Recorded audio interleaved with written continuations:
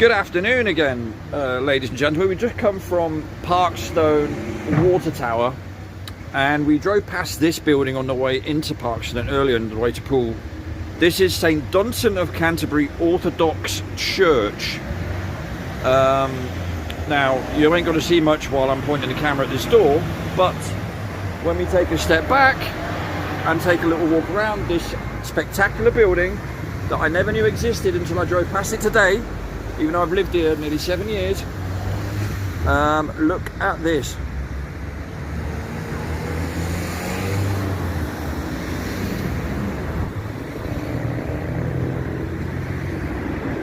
I just wanted to do a quick one just to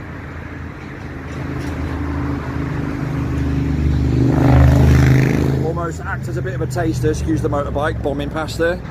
Yeah, to act as a taster, because we need to do a more concise video, more in-depth video about this building. Clearly there's a lot going on here. There are various different dates that are given about when it was completed. 1927 is a date that's been mentioned.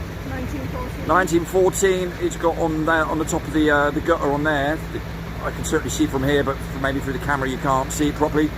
You've got those windows that we keep talking about. You've got what Ellie was saying that resemble batteries. In 1945, the eastern end of the church apparently was built. Right, the eastern end of the church was built in 1904-05, which means some of it was already standing. Yeah, so we have that narrative again of how... There we go, there's a name there. Statue there, but that obviously wasn't there to start with. There's St. Osmond, whoever the hell that is. Yeah. But, you know, you've got 1914 on the gutter up there. Anyway, I'm just walking around it and showing you a little bit. I'm a little bit close up to it, I know. But this building here, literally, when you look at the architecture, I've been to Italy, I've been to Spain, been to all those sort of southern European countries, as it were, and they all have these features on them that you don't really see in England very often. But look at that. I mean, it's quite astounding, isn't it? Yeah, there's a lot going on in this building that we'd have to take another really close, in-depth look at. I mean, we went round the sides. Yeah, I mean, the size of the door again, the archway is far too big. I think this goes well deeper into the ground.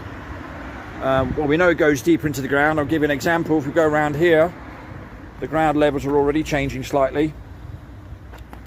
And if you go around the other side, you'll see it even more clearly. We'll do that in a minute. But look at that. From a distance, it actually looked like a bit of a jailhouse, didn't it?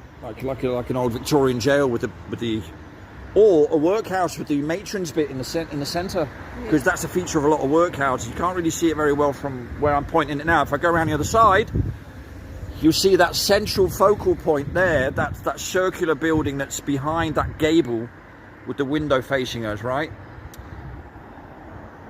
There you have the bell towers there. There's two of them, so there's that one and there's one next to it as well. Again, bricked up archways or windows where they've plonked statues in. Well, one left. And again, basic architecture across the road, right? Nothing to write home about. And then you go across the road here, and as Ellie's just pointing out, she's using the word battery, which, yeah, I think there's something to that, definitely. Look at that. It's stunning. What a stunning building on the south coast of England. Quite remarkable. But yeah, I thought we'd just take a quick stop here and just do a few minutes just to show you. It's just unbelievable. You know, 1914. They had some of this. I mean, would you be building things? I mean, this is one thing that I noticed with looking up the beginning of the 19th century, for example, there were a lot of these so-called viaducts were built and all that sort of stuff, and infrastructure for the rail network and things in England, right? But would you be building all of that when you've got the Napoleonic Wars to deal with as a country that's bleeding your the Chancellery dry because you're fighting Napoleon? Then you've got the old colonies in North America that you're trying to protect as Brits, if you're believing all the official narrative now, by the way, right?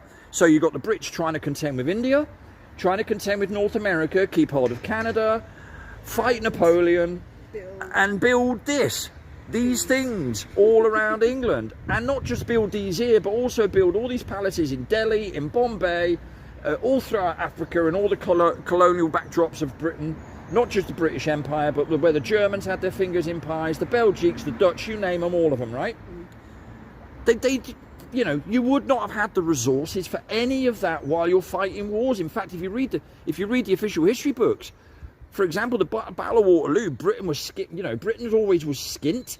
We always had less men than everybody else. It always seems to be, you know, we're always portrayed as some sort of heroic nation because we've always fought against the odds. Blah blah, right? What a load of nonsense. Total nonsense. It does not add up. None of it adds up. None of it at all adds up. None of it adds up. Look, they built like a building next to it, which is clearly a newer version, right? Yeah, that's you can clearly see that's new. That is a totally different kettle of fish. Altogether, the angles of the bricks, the way they've been cut. It's just different. Yeah. It's. I mean, we haven't even started looking at it properly. But there's loads you can see just on one glimpse, you know. Let's go around the other side and see if we can see anything from the side of the gable, as it were. See, they've even done that to make it look old. That's it, they've done that to make it look like it's part of it and blah blah. That's stunning.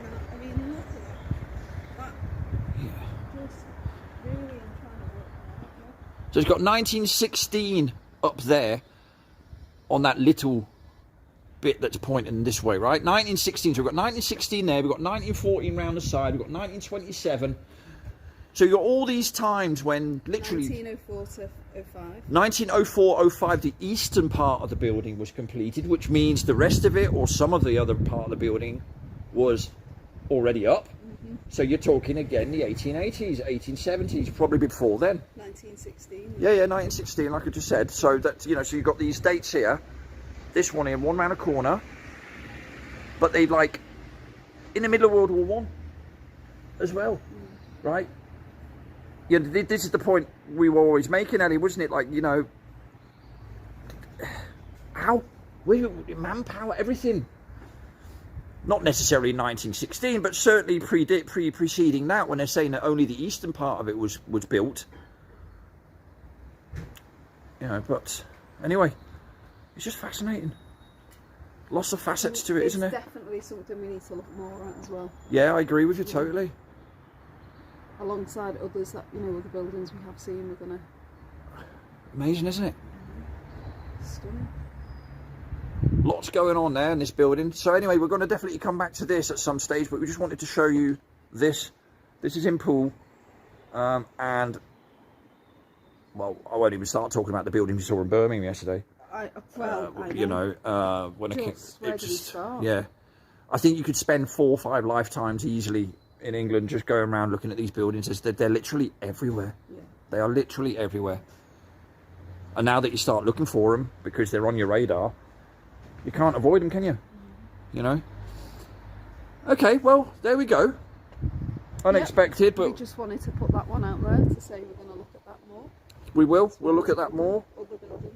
We'll have a bit more of a historical narrative to this building, and then that way we can break it down and pull it apart, We can.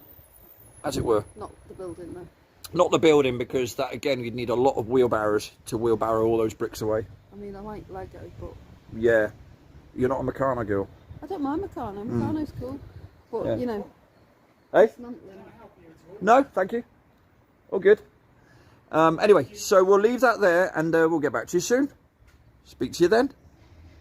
Goodbye from her. Goodbye from him. Ta-ra, see you later. Bye-bye.